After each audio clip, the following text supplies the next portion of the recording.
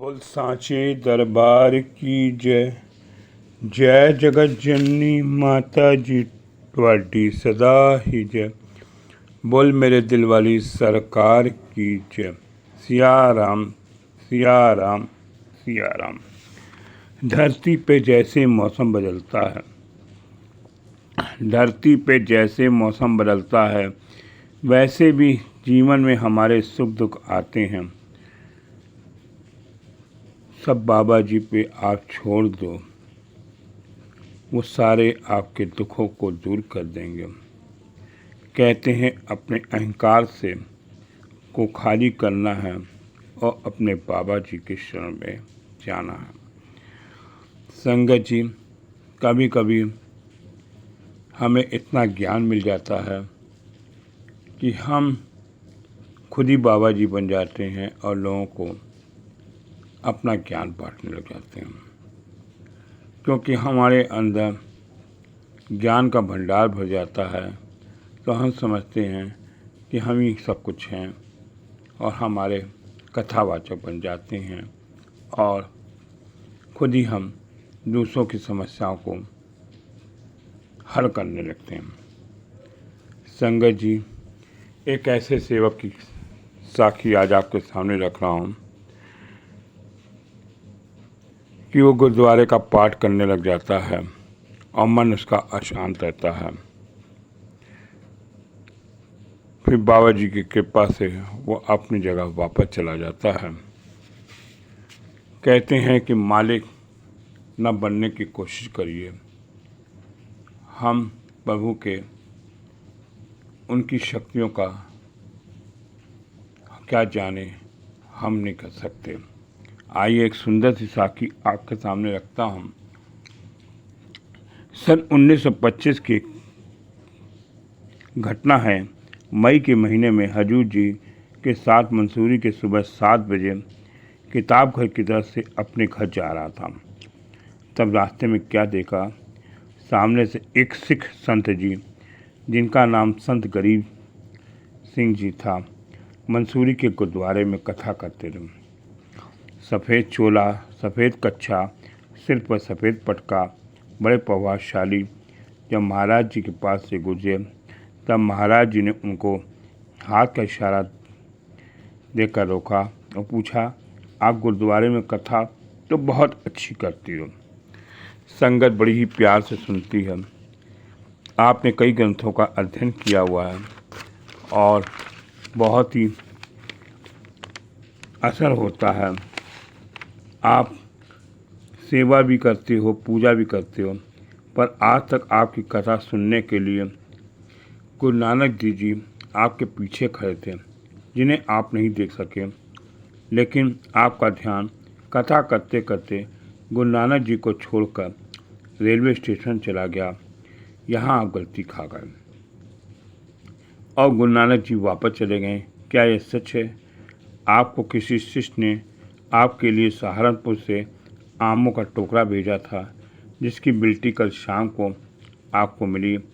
आपने कथा बंद कर दी और तैयार होकर आम लेने के लिए स्टेशन की तरफ चले गए। आपने सोचा बाकी कथा कल कर दूंगा, अगर देर हो गई तो आम खराब ना हो जाए। इस वक्त संत गरीबदास जी ने बड़ी हैरानी से महाराज जी को ऊपर से नीचे तक देखा। महाराज जी ने लंबा चोला पहना हुआ था, सिर पर गर्म टोपी थी। अपनी जेब से हाथ डालकर आमों वाली बिल्टी हाथ में लेकर कहा, वाह, ये तो बिल्टी मेरे हाथ की है।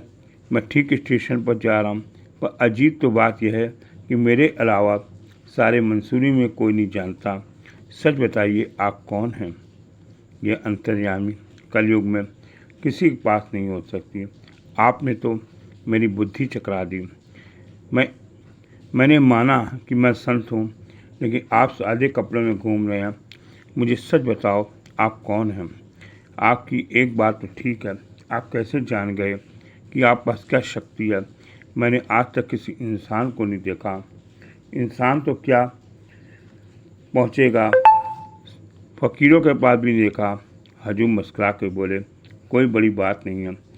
आप जप्पी साहब का पाठ करते हो उसने बताया, कई सालों से कर रहा हूँ। हजूर बोले, जुबान से तो कर रहे हो पर मन से नहीं। मैंने तो अपने गुरु के हुक्म से एक दिन किया था। क्या उसने गुरु नानक साहब जी ने लिखा, मन्ने सूरत होए है मन बुध मन्ने, संगल भवन की सुख मन मोहे छोटा ना खाए, मन यम के साथ न जाए। ऐसा नाम निरंजन होए जे के मन जाए मन को। इसका अर्थ यह है, जो कोई पुरुष गुरु के हुक्म को मानता है, अपने जीवन को हुक्म से डाल लेता है, उसकी सूरत मन और बुद्धि में अंधेरा नहीं रहता।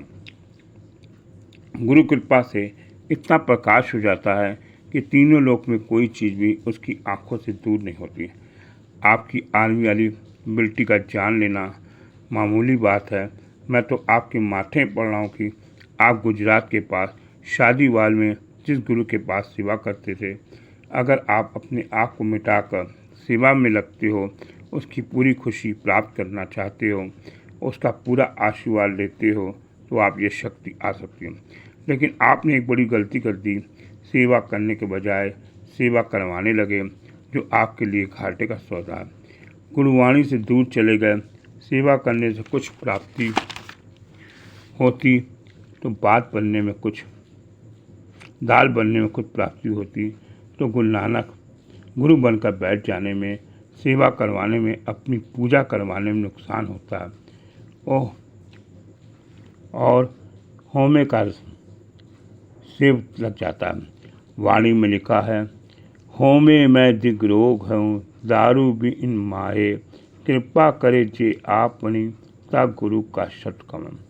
यह बात सुनकर संत जी खड़े होकर अपने होश भूल गए। मस्ती में आकर बोले, वाह गुरु नानक, जिसको मैंने सुना है, आँखों से नहीं देखा, आज सामने देख रहा हूँ। आगे हजूर के चरण पकड़कर हाथ जोड़कर विनती करी, आप गुरु नानक का वास्ता है, मुझे रास्ता दिखाओ, मैं भटक गया। हजूर मुस्कुराए, अच्छा, आज तो सैंपल तुमको दिया है। मैं किसी को चेला नहीं बनाता, इन मक्खियों से दूर रहता। मैं तुम्हारी तरह माला पहनकर नहीं फिरता। अपनी पूजा करवाना बंद कर दो, वापस शादीवाल अपने गुरु के चरणों में चले जाओ, माफ़ी मांग लो। मैंने अभी अभी उनको वायरस किया है, वह तुमको संभाल लेंगे, मेरे पीछे मत पड़ो। मुझे हजूर बोले, जाओ पूर्ण घर चले जाओ। संगत जी, तभी तो मेरे हजूर कहते हैं कि जो कुछ है आप उतने में रहिए, अपनी सीमित में रहिए, अपने को गुरु ना समझो। गुरु तो मेरे हजूर बाबा जी हैं, आप उनके सेवक बन के रहोगे। जितना नीचे रहोगे उतना ही फल पाओगे। इसलिए अपना मत नीचे रखें, अपने गुरु के चरणों में अपनी सेवा दें। बोल सांचे दरबार की जय। जय जगत जननी माता जी त्वाडी सदा ही जय। बोल मेरे दिल वाली सरकार की जय। सिया राम सिया राम।